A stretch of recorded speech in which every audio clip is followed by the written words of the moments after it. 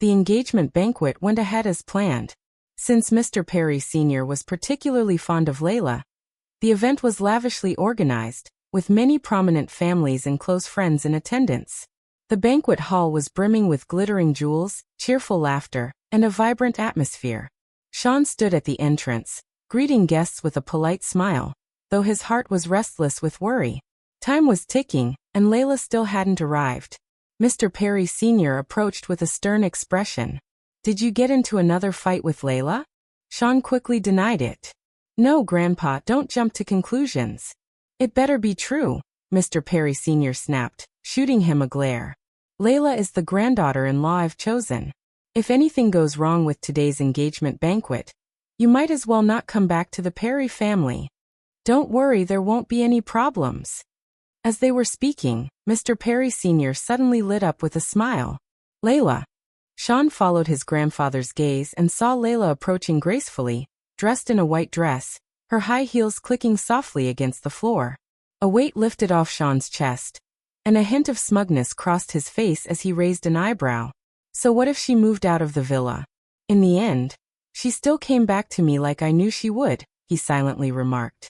However, Layla didn't spare him so much as a glance, and walked straight toward Mr. Perry Sr. instead. "Why are you so late?" Mr. Perry Sr. asked. "Grandpa, didn't I tell you?" Sean quickly interjected, answering on her behalf. Layla forgot something important at the last minute. Going back and forth took a while.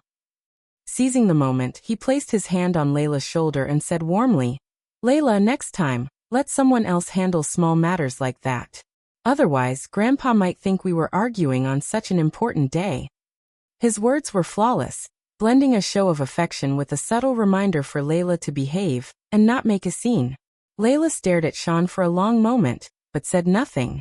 Mr. Perry Sr. glanced between the two, sensing something wasn't quite right, but on an occasion like this, he didn't bother to dig deeper. "All right, as long as there's no issue.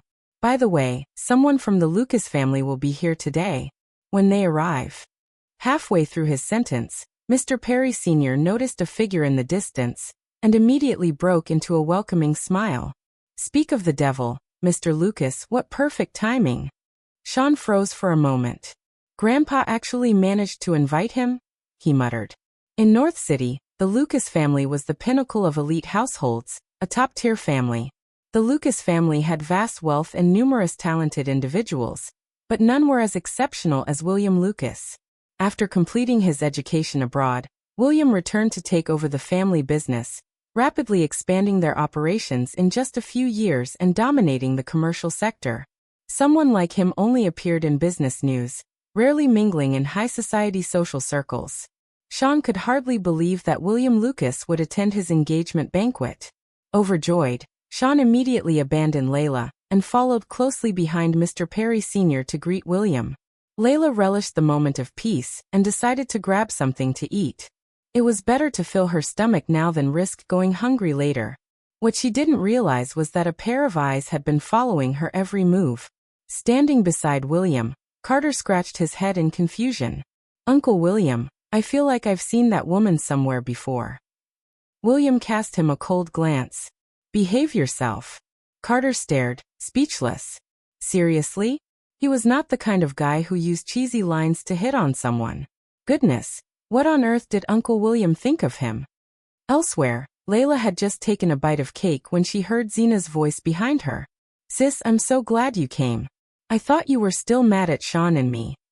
Zena's voice was sugary sweet, with a deliberate upward lilt at the end, making her sound innocent and playful. What some might call a baby voice. "Sis, the misunderstanding last time was my fault.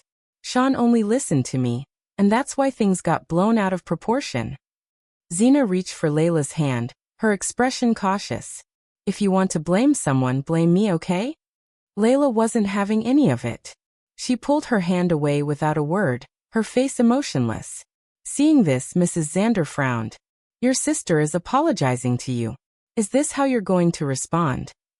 Shane Xander, her second brother, looked equally displeased. "Layla, don't push your luck. Is there some rule that says an apology must always be accepted?"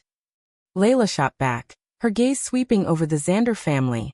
They all stood behind Xena, looking more like her family than hers. She had always been the outsider, the one left standing alone. In the past, she had desperately tried to fit in. Now, a family she could never truly belong to wasn't worth the effort. Life was short, and it wasn't worth wasting it on things like this. Besides, Layla cast a brief glance at Zena. She owes me far more apologies than just this one. Zena was adept at reading people, skilled at manipulating their emotions. More importantly, she had both a greedy heart and a sharp mind. Layla had long since noticed how Zena deliberately cozied up to Sean, constantly finding excuses for his help. At first, Sean would complain to Layla, "Why does Zena always have so much going on?" But over time, his complaints dwindled, and eventually he began volunteering to help Zena. His heart had clearly shifted. Layla couldn't deny it.